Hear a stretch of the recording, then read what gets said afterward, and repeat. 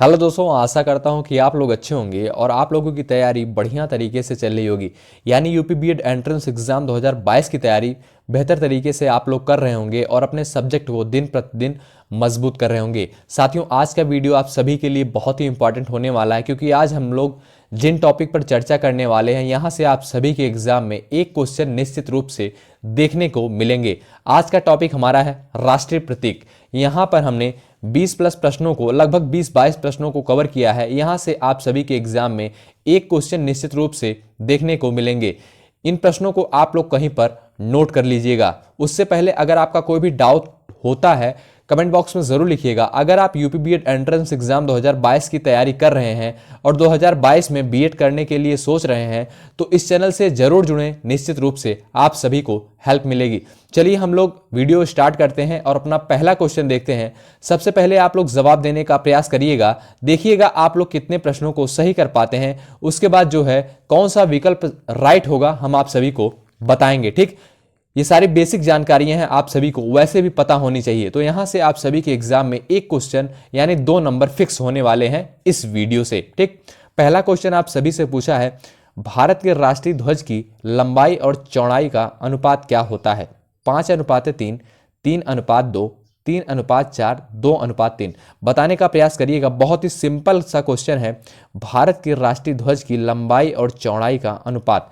तो ध्यान रखिएगा 3:2 होता है, यानी ऑप्शन बी आपका इस क्वेश्चन का राइट आंसर होगा। साथियों, आप लोग इन प्रश्नों को कहीं पर नोट कर लीजिएगा। ठीक, चलिए नेक्स्ट क्वेश्चन है, भारत के राष्ट्रीय ध्वज की चौड़ाई और लंबाई का अनुपात। यहां पर देखिएगा पूछा गया है लंबाई और चौड़ाई का अनुपात, और यहां पर पूछा गया है चौड़ाई और लंबाई का अनुपात। तो ध्यान रखिएगा जो है 2:3 होगा, यानी ऑप्शन बी आपका करेक्ट होगा। यहां पर जो है आपका लंबाई और चौड़ाई का अनुपात जो होगा 3:2 होगा, और चौड़ाई और लंबाई का अनुपात होगा 2:3। ठीक, यानी ऑप्शन बी आपका राइट आंसर होगा इस क्वेश्चन का। आप लोग इन प्रश्नों को कहीं पर नोट कर लीजिएगा। ठीक, चलिए नेक्स्ट क्वेश्चन आप सभी से पूछा है, भारत के राष्ट्रीय ध्वज के मध्य में बने धर्म चक्र का रंग क्या है?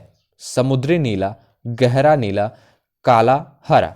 चलिए राइट आंसर क्या होगा आप लोग बताने का प्रयास करिएगा। तो ध्यान रखिएगा जो रंग होता है धर्म चक्र का वह होता है गहरा नीला, यानी ऑप्शन बी आपका राइट आंसर होगा इस क्वेश्चन का। ठीक, चलिए अगला क्वेश्चन आप सभी से पूछा है, भारत के राष्ट्रीय ध्वज के चक्र में कितनी तीलियां होती हैं? बहुत ही सिंपल सा क्वेश्चन है, 20, 22, 23, 24। तो जैसा कि आप सभी को पता भी होगा 24 तीलियां, यानी ऑप्शन डी आपका राइट आंसर होगा इस क्वेश्चन का। ठीक, नेक्स्ट क्वेश्चन आप सभी से पूछा है, ध्यान दीजिएगा, स्वतंत्र भारत के राष्ट्रीय ध्वज का डिजाइन निम्नलिखित में से किसने बनाया था? महात्मा गांधी, रविंद्रनाथ टैगोर, बंकिम चंद्र चटर्जी, पिंगली वेंकैया। 4 विकल्प आप सभी के दिए गए हैं। तो इसका राइट आंसर जो होगा आपका पिंगली वेंकैया, यानी ऑप्शन डी आपका करेक्ट आंसर होगा। यानी इस क्वेश्चन का राइट आंसर होगा ऑप्शन डी। ठीक, चलिए नेक्स्ट क्वेश्चन आप सभी से पूछा है, भारत का राष्ट्रीय गान नेशनल एंथम है वंदे मातरम, जन गण मन, सारे जहां से अच्छा, हिंद देश का प्यारा झंडा। तो ध्यान रखिएगा आप लोग बताने का प्रयास करिएगा एक बार, भारत का राष्ट्रीय गान, ध्यान दीजिएगा गान पूछा है, राष्ट्रीय गान। ठीक, तो जो है आपका जन गण मन होगा, यानी ऑप्शन सी आपका करेक्ट आंसर होगा। ठीक, नेक्स्ट क्वेश्चन आप सभी से पूछा है, भारत के राष्ट्रीय गान के रचयिता। इंपॉर्टेंट क्वेश्चन है, कई बार पूछा गया है। साथियों यहां पर जितने भी प्रश्नों को हमने कवर किया है सारे प्रश्न इंपॉर्टेंट हैं। इस वीडियो को आप लोग जरूर कवर कर लीजिएगा। यहां से आप सभी के एग्जाम में एक क्वेश्चन देखने को मिलेंगे। भारत के राष्ट्रीय गान के रचयिता हैं रविंद्रनाथ टैगोर जी, यानी ऑप्शन बी आपका करेक्ट आंसर होगा। ठीक, चलिए नेक्स्ट क्वेश्चन आप सभी से पूछा है, भारत का राष्ट्रीय गान नेशनल एंथम। यहां पर देखिएगा ये दोनों क्वेश्चन दोबारा रिपीट हो गए हैं, तो वही क्वेश्चन है। ठीक, चलिए अगला क्वेश्चन आप सभी से पूछा है, ध्यान दीजिएगा, राष्ट्रीय गान जन गण मन सर्वप्रथम कब और कहां गाया गया? 1911 कलकत्ता में, 1931 कलकत्ता में, 1950 दिल्ली में, 1896 में कलकत्ता में।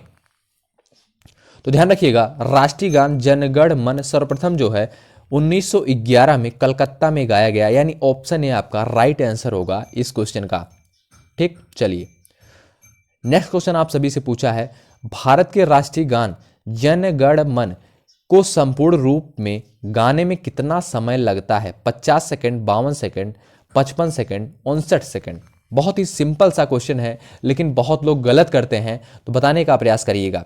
ध्यान रखिएगा 52 सेकंड यानी ऑप्शन बी आपका यह है करेक्ट आंसर होगा। साथियों, इन प्रश्नों को आप लोग जरूर कहीं पर नोट कर लीजिएगा, और अगर आप चैनल पर नए हैं तो जुड़ जाएं।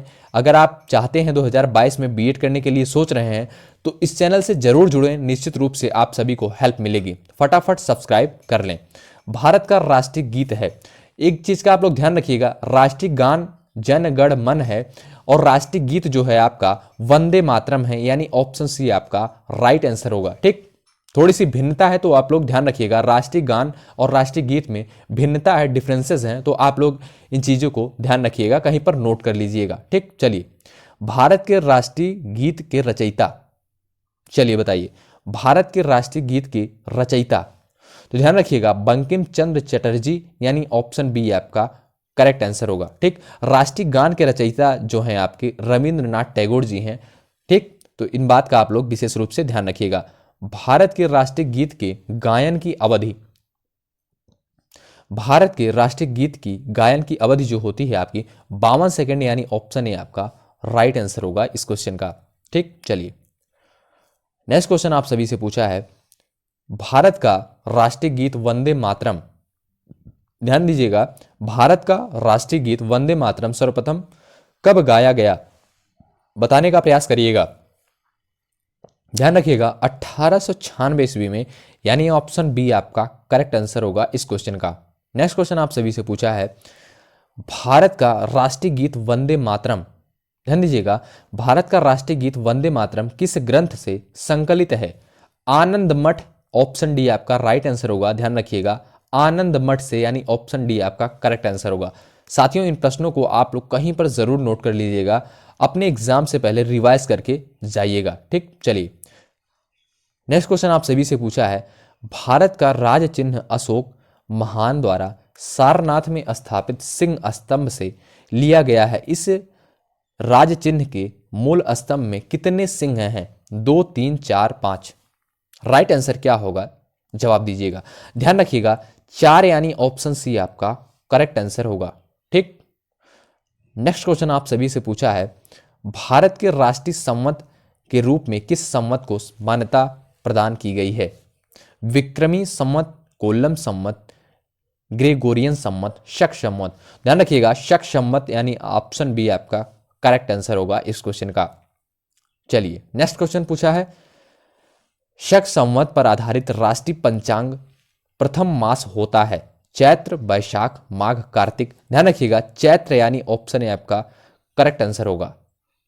नेक्स्ट क्वेश्चन पूछा है, शक संवत पर आधारित राष्ट्रीय पंचांग अंतिम मास होता है? चैत्र, माघ, पोष, फाल्गुन। बताने का प्रयास करिएगा इस क्वेश्चन का राइट आंसर क्या होगा। साथियों, आप लोग इन प्रश्नों को कहीं पर नोट कर लीजिएगा, बहुत ही इंपॉर्टेंट क्वेश्चन है। काफी लोग बीच में वीडियो को स्किप कर देंगे, लेकिन जो लोग स्किप करेंगे उनका तो भाई कोई फायदा नहीं है। ठीक, शक संवत पर आधारित राष्ट्रीय पंचांग का अंतिम मास जो होता है फाल्गुन होता है, यानी ऑप्शन डी आपका करेक्ट आंसर होगा।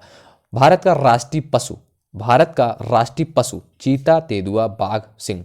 तो बाघ होगा, यानी ऑप्शन सी आपका करेक्ट आंसर होगा, भारत का राष्ट्रीय पशु। ठीक, नेक्स्ट क्वेश्चन पूछा है, भारत से पूर्व भारत का राष्ट्रीय पशु था?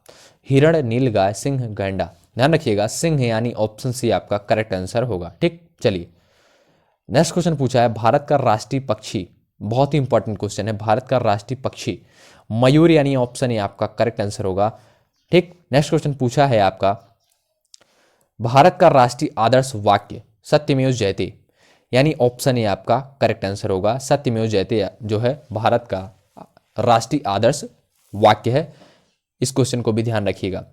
ठीक साथियों, यहाँ पर हमने लगभग 20 से 22 प्रश्नों को कवर किया था, जो कि आपकी परीक्षा के लिए बहुत ही इंपॉर्टेंट होने वाले हैं। इन प्रश्नों को आप लोग नोट कर लीजिएगा, कवर कर लीजिएगा।